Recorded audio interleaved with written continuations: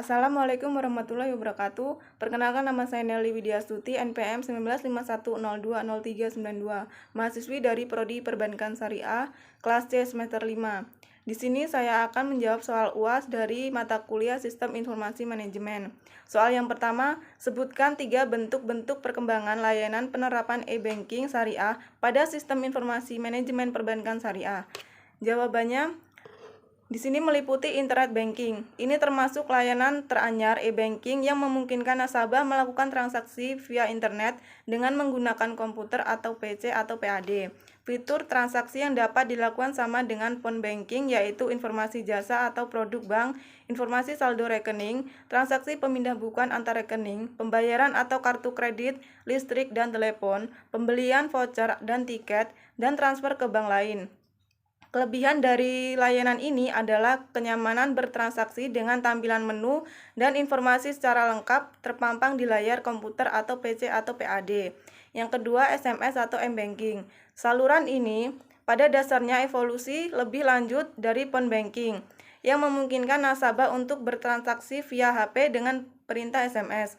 Fitur transaksi yang dapat dilakukan yaitu informasi saldo rekening, pemindah bukuan antar rekening, pembayaran atau kartu kredit, listrik, dan telepon dalam pembelian voucher. Untuk transaksi lainnya, pada dasarnya dapat pula dilakukan namun tergantung pada akses yang dapat diberikan bank. Saluran ini sebenarnya termasuk praktis, namun dalam praktiknya agak merepotkan karena nasabah harus menghafal kode-kode transaksi dalam mengetik SMS, kecuali pada bank yang melakukan kerjasama dengan operator seluler, menyediakan akses m-banking, menu SIM toolkit atau STK pada SIM card-nya. Dan yang ketiga ada phone banking. Ini adalah layanan yang memungkinkan nasabah untuk melakukan transaksi dengan bank via telepon. Pada awalnya lazim diakses melalui telepon murah, namun sering dengan makin populernya telepon genggam atau HP, maka tersedia pula nomor akses khusus via HP bertarif panggilan flat dari manapun nasabah berada. Pada awalnya, layanan phone banking hanya bersifat informasi, yaitu untuk informasi jasa atau produk bank dan informasi saldo rekening, serta dilayani oleh Customer Service Operator atau CSO. Namun, profilnya kemudian berkembang untuk transaksi pemindah bukuan antar rekening, pembayaran atau kartu kredit, listrik dan telepon, pembelian voucher dan tiket, dan transfer ke bank lain, serta dilayani oleh Interactive Voice Response atau IVR. Fasilitas ini boleh dibilang lebih praktis ketimbang ATM untuk transaksi non-tunai, karena cukup menggunakan telepon atau HP dimanapun kita berada. Kita bisa melakukan berbagai transaksi termasuk transfer ke bank lain. Pertanyaan yang kedua yaitu sebutkan 3 bentuk-bentuk penerapan e-government yang saat ini ada di Indonesia. Jawabannya, government to citizen atau pemerintah ke masyarakat. Pemerintah membangun dan menerapkan berbagai aplikasi teknologi informasi untuk memperbaiki hubungan investasi dengan masyarakat. Contohnya eKTP, government to business, pemerintah ke pelaku usaha. Contohnya pada proses perizinan pendirian usaha dan investasi, pengadaan lelang oleh pemerintah, dan kegiatan lain yang membutuhkan informasi secara online bagi pelaku usaha.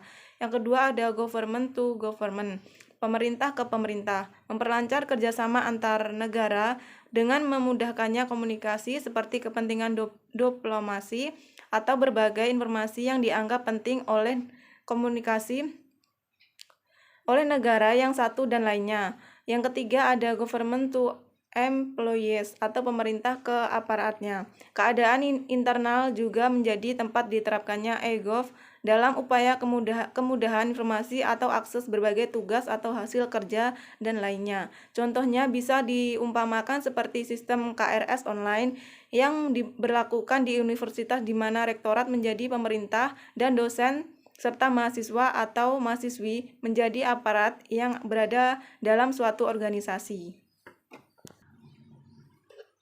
Di sini saya akan menjawab soal nomor 3. Menurut Anda, bagaimana Anda memandang kualitas layanan perbankan Indonesia di era digital? Jawabannya, menurut Peraturan Otoritas Jasa Keuangan atau POJK nomor 12 /POJK 2018 tentang penyelenggaraan layanan perbankan digital oleh Bank Umum. Pengertian digital banking atau perbankan digital adalah layanan perbankan elektronik yang dikembangkan dengan mengoptimalkan pemanfaatan data nasabah dalam rangka melayani nasabah secara lebih cepat, mudah, dan sesuai dengan kebutuhan atau customer experience, serta dapat dilakukan secara mandiri sepenuhnya oleh nasabah dengan memperhatikan aspek pengamanan. Dengan layanan ini, perbankan digital menurut saya yaitu merupakan calon nasabah atau nasabah bank untuk memperoleh informasi, melakukan komunikasi, registrasi, pembuatan rekening, transaksi perbankan, dan penutupan rekening, termasuk memperoleh informasi lain dan transaksi di luar produk perbankan antara lain yaitu nasihat keuangan atau financial advisory, investasi, transaksi sistem perdagangan berbebas elektronik atau e-commerce, dan kebutuhan lainnya dari nasabah bank. Layanan tersebut dapat diakses kapan saja dan di mana saja. Dengan demikian, layanan digital perbankan ini sangat meyakinkan atau membuat kita sebagai calon nasabah itu mudah untuk mengakses perbankan dimanapun berada. Dengan adanya kualitas layanan perbankan digital pada saat ini, yaitu untuk memudahkan digitalisasi produk perbankan, di mana digitalisasi merupakan proses membuat atau memperbaiki proses bisnis dengan menggunakan teknologi dan data digital. Di era saat ini sangat dibutuhkan sistem digital yang dapat mempermudah untuk bank-bank lain berinovasi dalam meningkatkan digital produk perbankan agar kualitas pelayanan kepada nasabah semakin baik. Karena pelayanan nasabah sangat berperan dalam memajukan perusahaan dan bersaing dengan perbankan lainnya. Demikian jawaban dari saya, kurang lebihnya saya mohon maaf. Saya akhiri, wassalamualaikum warahmatullahi wabarakatuh.